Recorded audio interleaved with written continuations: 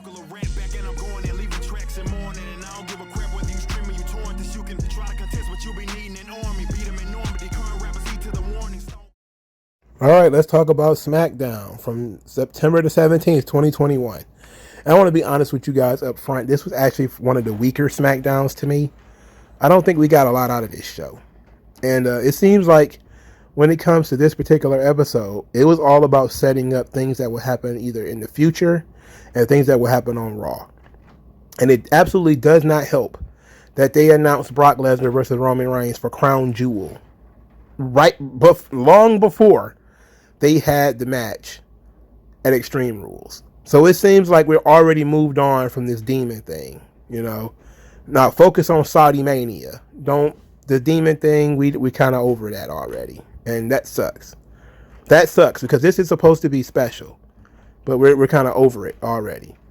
Throughout the episode, there was various vignettes for Bianca Belair because this was her homecoming. So let's talk about that first. They showed a vignette about her going to college at University of Tennessee and becoming an All-American. They showed footage of her going to visit her old high school. And so she could see the kids there and give them motivational speeches and all that kind of good stuff. This was very good. All of these clips and everything, it was great. It reminded me a lot of when I used to watch, when I was watching Mid-South Wrestling, and they do these vignettes for the Junkyard Dog.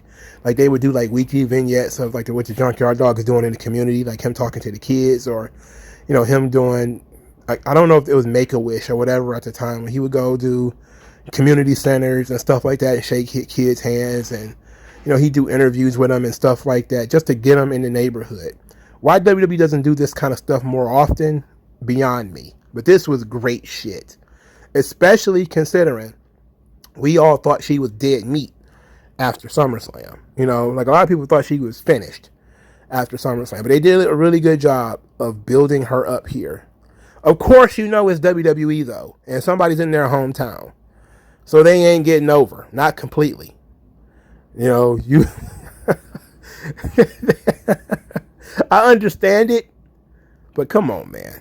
You know, sometimes you gotta let somebody get away with a hero in their hometown, for Christ's sake, man. So let's talk about Mayor Kane. After they showed the clips, Mayor Kane came out. He got a great ovation. Everybody loves Mayor Kane. I salute Mayor Kane for the statement he put out, claiming that they will not honor the vax mandate. They will not be taking part in that. I salute that as a libertarian. Kane is also a libertarian, so we're of one mind on that. I was going to make a video on it. I decided not to because, you know, outside of saying I agree with this, you know, it was just turned into a political debate about COVID medicines, and I don't really want to get into that. So he introduces Bianca Belair. Bianca Belair comes out there, says that the past shapes the future, and that Knoxville made her the EST, and she fell down at SummerSlam, and you know, she got caught off guard, but she's gonna fight back. She's gonna claw her way back up to the top, and she's gonna win back her title. You know, I don't like this because it seems like she's repeating herself. Kane promised a huge celebration when she won, even though there was already balloons and pictures and stuff out there. I'm thinking, like, what more could it be? We're going to throw a Mardi Gras when she wins the title back. We're going to have Mardi Gras in Knoxville. In any event, you know, Kane presents her with a giant key. They gave her the Keyblade from Kingdom Hearts. She got like a giant, what is this thing? It's like a huge key, and it's the key to Knoxville, Tennessee. This gives Bianca Belair an opportunity to talk about, you know, she says, you know, enough about me. You know, this is so great, but enough about me. And she wants to sing the Knoxville song. I don't know if it's the high school song or a city song. I don't know how that works. But as she's leading this song, and it is not good. Not good. That's when Becky Lynch decides that she's going to show up. Because earlier in the night, she said she never went to a homecoming before. She didn't know what that is, so she decided to show up. And Becky Lynch is now a woman of color because she is very bronzed. She's super bronzed. She's almost Trump bronzed. You know, like that orange shit. I'm just kind of looking at this like, where did Becky get so much color in her face and everything. Like, when did this happen? In any event, she came down there and I just can't believe how bronze she was, man. It's like it's ridiculous. So Becky came down there. They traded some barbs. Becky wanted to shake her hand, to which Bianca Belair hesitated but ended up shaking it. Of course, Becky Lynch tried some trickery, which Bianca was ready for. She then snatched up Becky Lynch, who was going to do the KOD. She escaped and then hit the manhandle slam on Bianca Belair. And it's just the rock bottom, of course. And she escapes with Bianca Belair having been dropped in her hometown in front of her family and everybody who was outside the ring. Oh, God. They also did the Chekhov's gun situation. They failed Chekhov's gun. For people who don't know, Chekhov's gun is if you introduce a gun in the first scene, you have to shoot it at some point, right? They introduced a table, right, in the beginning of the scene, because that's where the key is. The key is on a giant table. And you think that's where, Becky's going to put Bianca through a table in her hometown. But she didn't. So they had a table for nothing. There was a table for nothing. That sucked. But this was not bad. Outside of Bianca Belair repeating herself, and I would have liked for Becky to, crash this thing in a more creative way. Maybe not even come out here and cut a promo, but for her to just jump out of the crowd, jump into the ring, attack Bianca from behind, and maybe steal the key or break it or something like that. And, if you're going to go out there and get some heat, go get some heat, man. Go and get it, This was okay. It wasn't terrible. It was all right. So, we started the show with Paul Heyman, the Usos, and Roman Reigns. To which Paul Heyman swears up and down that he saw fear in the eyes of Brock Lesnar, because never in the last 20 years has Brock ever made a scheme, ever come up with these kinds of false narratives. Never has he ever done this before. And that Roman Reigns fears no man, no beast, or no demon. They all fear him. Here comes Big E. They get a great ovation. New WWE champion. He doesn't really say anything to Roman Reigns, because almost immediately after he comes out there, here comes Finn Balor. And they go to commercial. When they come back from commercial, it's Big E and Finn Balor versus the Usos in a contenders match. A championship contenders match. A contenders match. So Finn Balor and Big E, who won this match, by the way, which is dumb, because they're not the tag team champions. So the tag team champions lose. Why would you... Clean! Why would you do this? Why would you do this? WWE's refusal to in any way protect champions. It is absolutely abysmal. I don't know when this started. Like, when did it start that just guys, you can be the tag team champions and lose to two singles guys? You're the world champion, you get beat via roll-up. You're the Intercontinental champion, you just get beat all the fucking time. When did this start?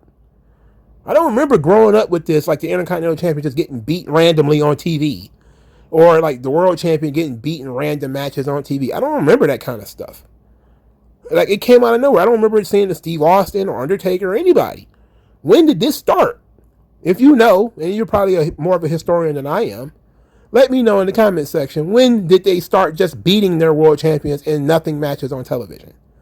When did this shit start? Because I don't remember ever seeing the tag team champions just straight up lose in non-title tag team matches for no good reason.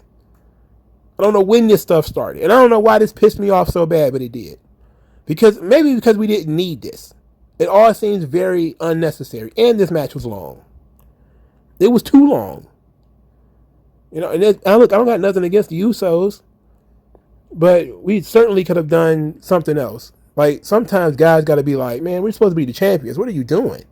The event, Roman and Paul. Roman was, of course, steaming because the Usos lost. He wanted to talk to Paul about whether Paul knew about this whole SummerSlam thing. To which Paul, of course, said he didn't know.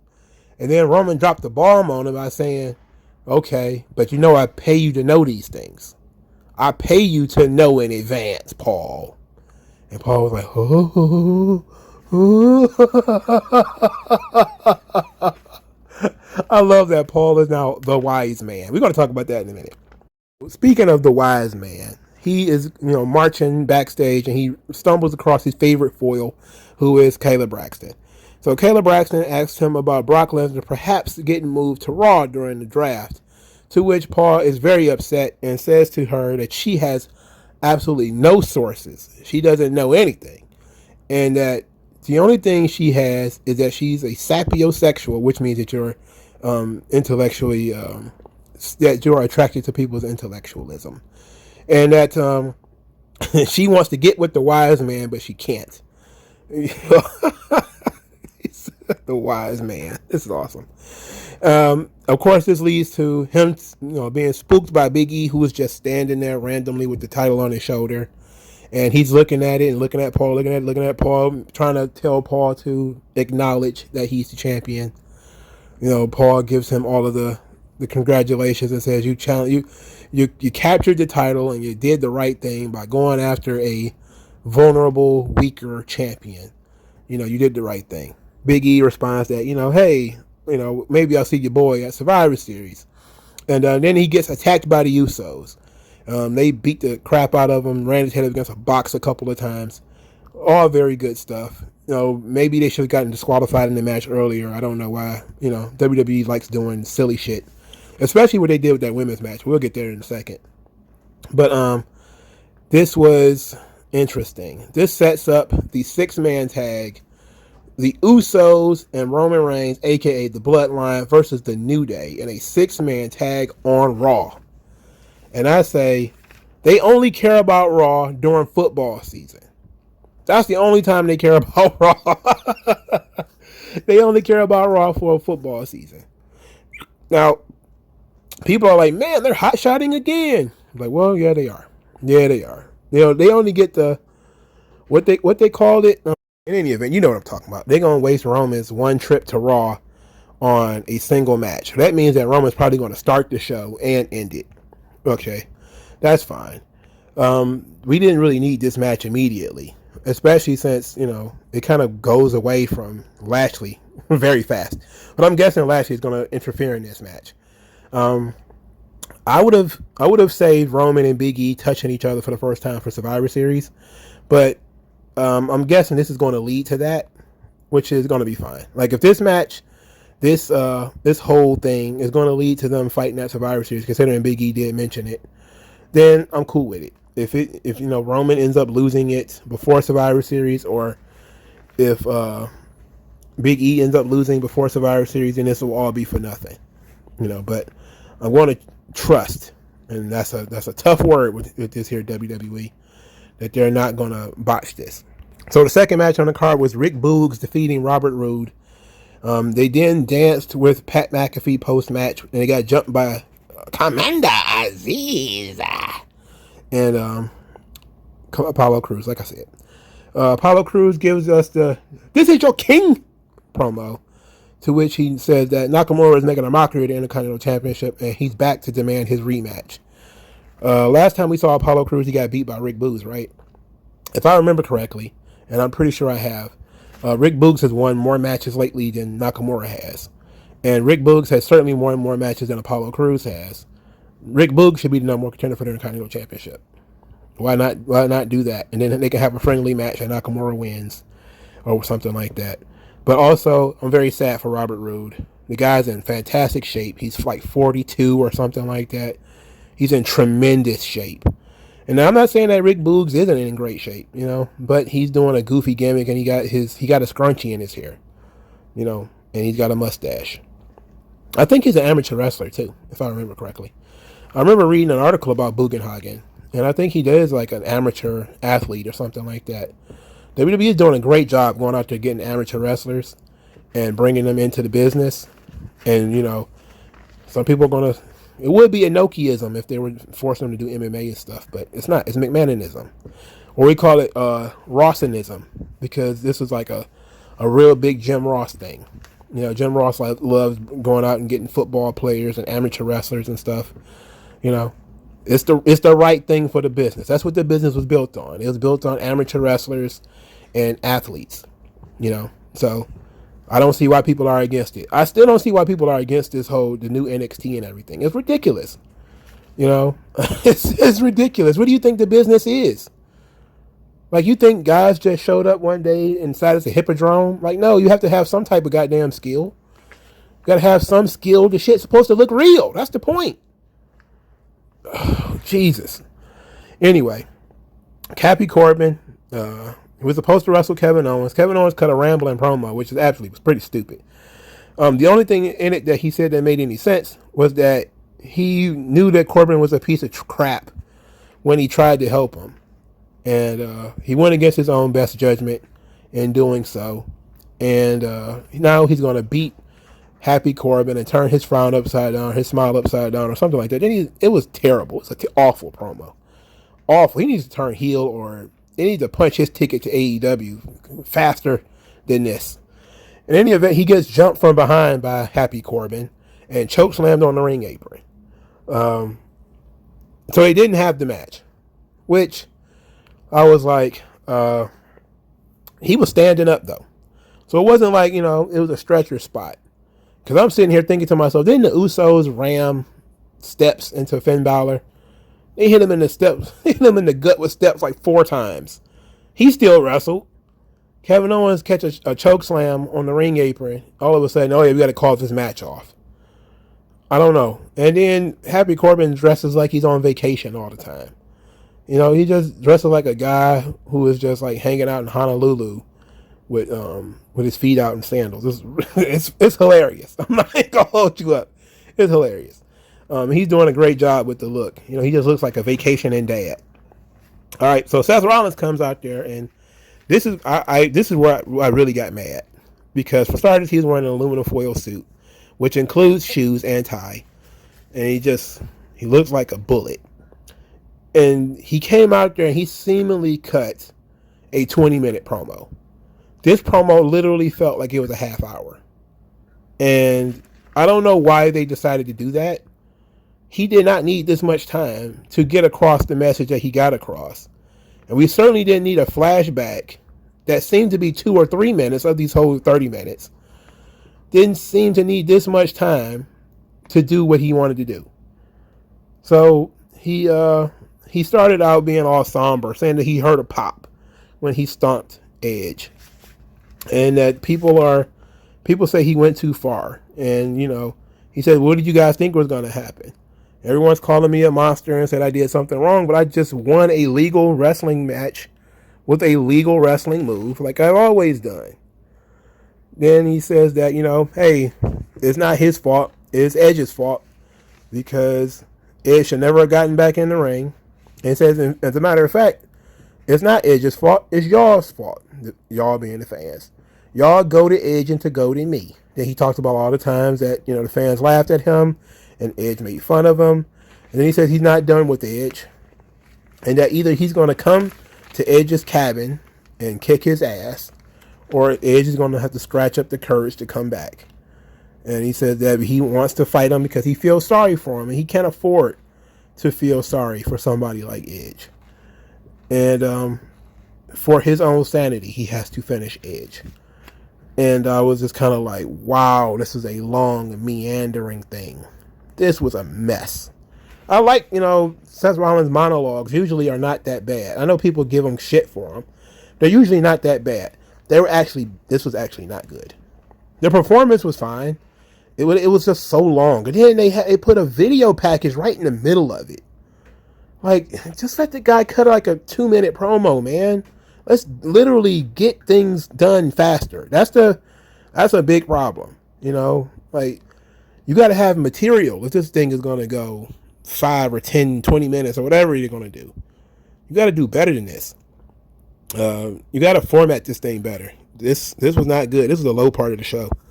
That hump right there with that second hour, really, really bad. Because right after this, we got the Zelina Vega and Carmella versus Toni Storm and Liv Morgan.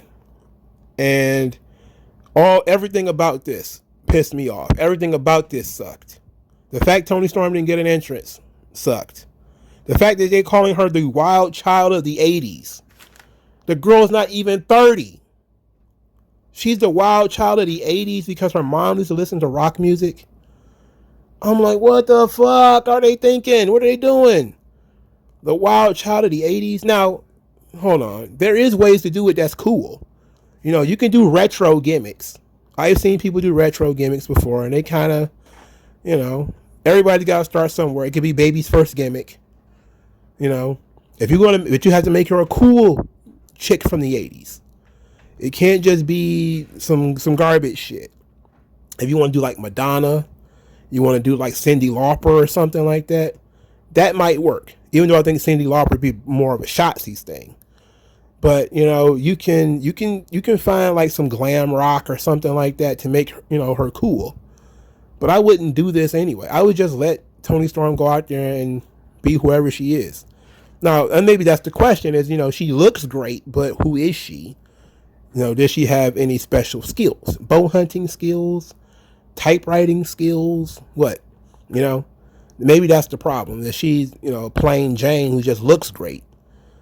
But I still wouldn't have gone with Wild Child from the 80s, because that's Wild Child of the 80s, I'm sorry. That just sounds stupid. It just sounds ridiculous. They call Liv Morgan rambunctious. Who the fuck uses that word?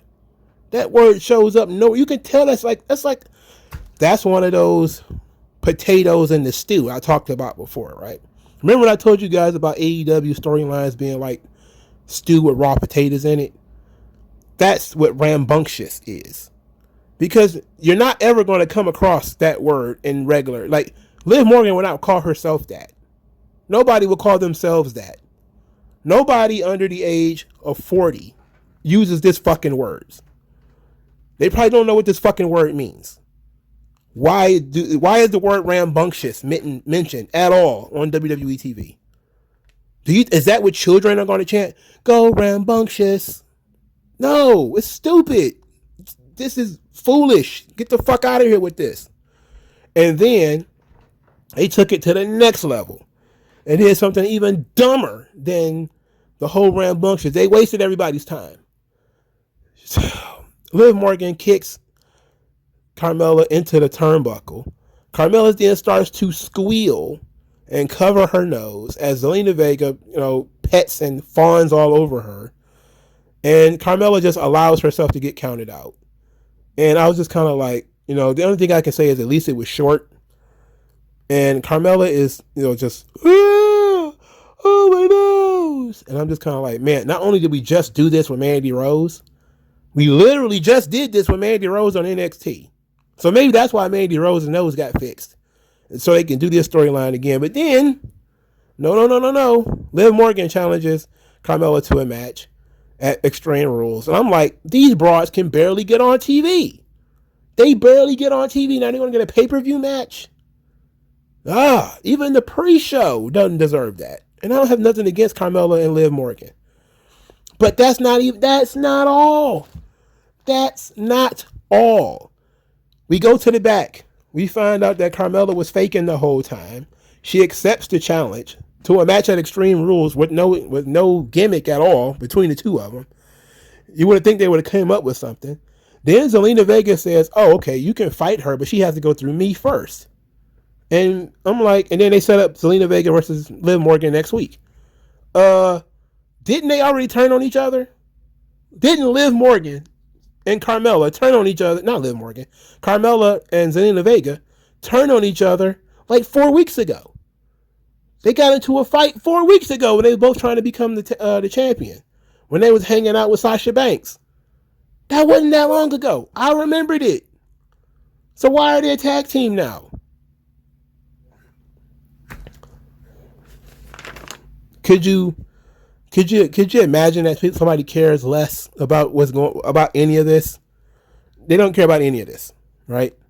Since they don't care, why would they expect anybody else to care?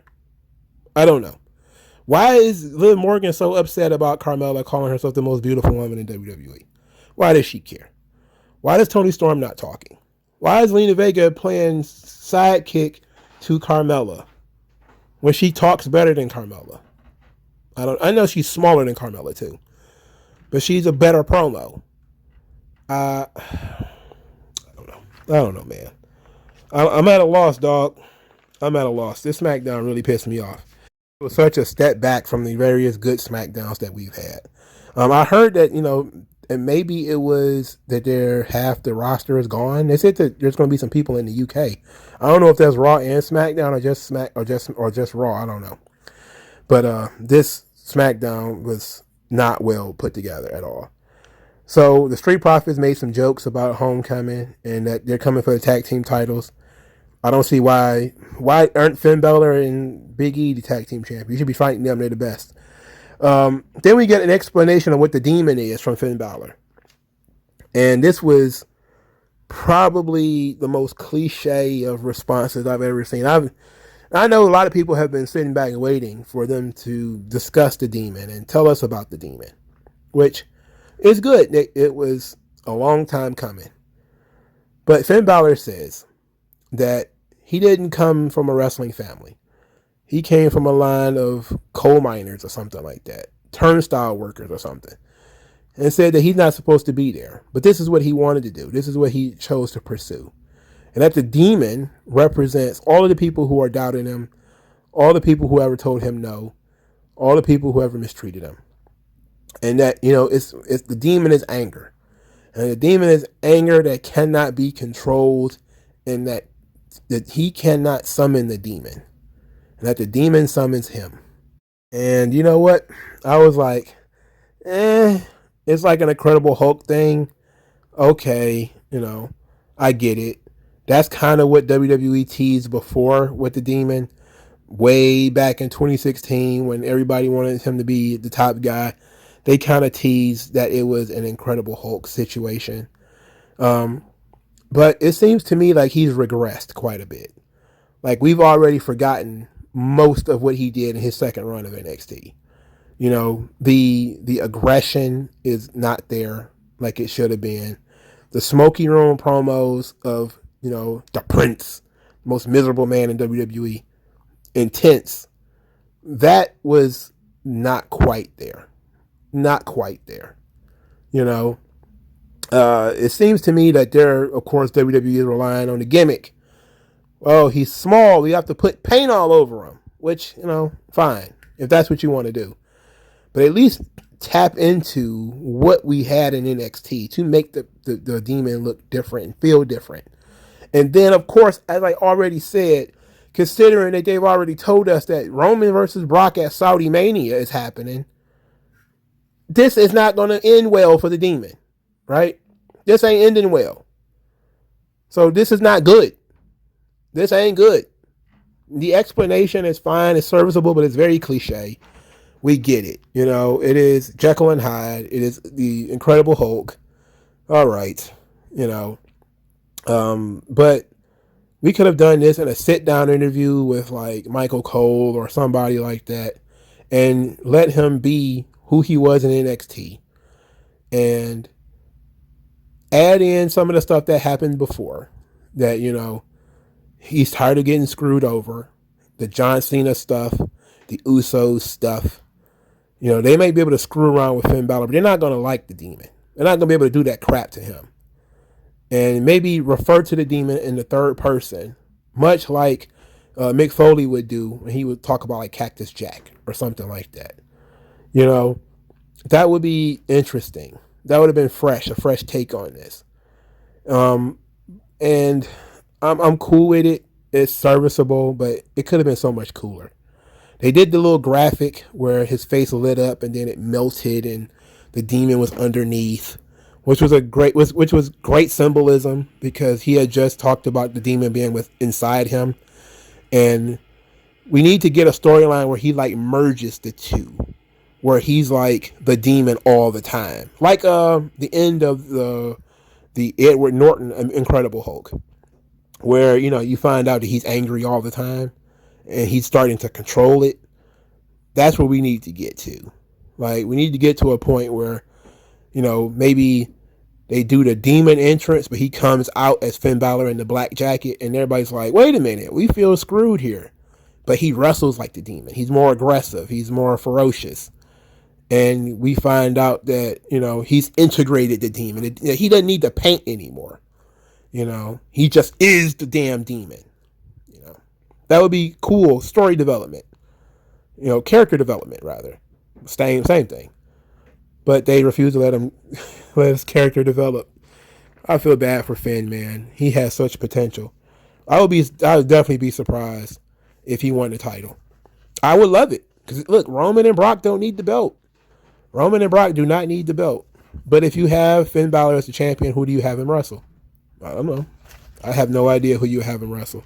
And it all feel like a step down compared to Roman anyway. I think Roman and Brock is good enough that they don't need the title. That's me personally. But the last thing from SmackDown I need to talk about is, two more things. Dominic Mysterio wrestling Sami Zayn again. Fuck. This is like the fourth or third match. Rey Mysterio was on commentary. Dominic Mysterio once again doing okay, and then he makes a minor mistake. Rey is coaching him from the sideline. It was great that Michael Cole said that Rey is like a little league dad.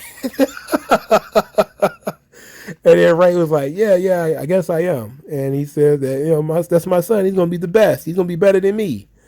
And I was like, that was so sweet. Helicopter dad, Rey. It's all going to blow up in his face eventually. But Dominic hit the 619, was a little slow getting up for the frog splash. Sammy got his knees up, rolled him up, pinned him. Then Sammy promptly told Rey, your kid's not good enough. He's not in my league. He's not on my level. Get him out of here. And Rey went into the ring to check on his son. We're still building up the frustrations for Dominic. I just wish they would be different fucking opponents. Why does it have to be Sami Zayn every single fucking time? Jesus Christ. Why not give Chad Gable a win? Why not give, Robert Roode a win? I mean, why is it, like, where's Sami Zayn going? Other than AEW. Where's he going? He's just a body in these matches. He has no storyline. He doesn't talk. He doesn't do anything. Like, that's the worst thing about the storytelling style of WWE is sometimes it reduces people to just being bodies in the ring. And I think I said this before when people were really upset about Zelina Vega doing jobs like Toni Storm and stuff. I was like, she was just a body in the ring. She obviously has a name, but she's just a body in the ring. That's job guy stuff. Like, job guys should just be bodies in the ring. Who cares who the Creed brothers are beating up? Just want to watch the Creed brothers beat them up. It should be a completely different thing when it's Sami Zayn, who is like former Intercontinental Champion, a guy who should be getting pushed or at least featured, a guy who has been featured for most of the year. Now he's taken a huge step back. The whole conspiracy thing seems to be dead. So I'm at a loss. All right, so the last thing is Naomi. So Naomi goes up to Sonya Deville. Sonya Deville tells her, "Oh no, we don't got a match for you this week. Got to come back next week." So Naomi then snaps on her and tells her, "Look, I've been here longer than you. I'm more accomplished than you. You don't know what you got on your hands here. You acting like I don't belong here is weird. It's bizarre. Now, one way or another, I'm going to get this match." And that was a threat, if we're being honest, because she kind of crowded Sonya Deville a little bit there, when she said she was going to get that match. So they ended up fining her for insubordination. So Sonya Deville starting to throw her weight around.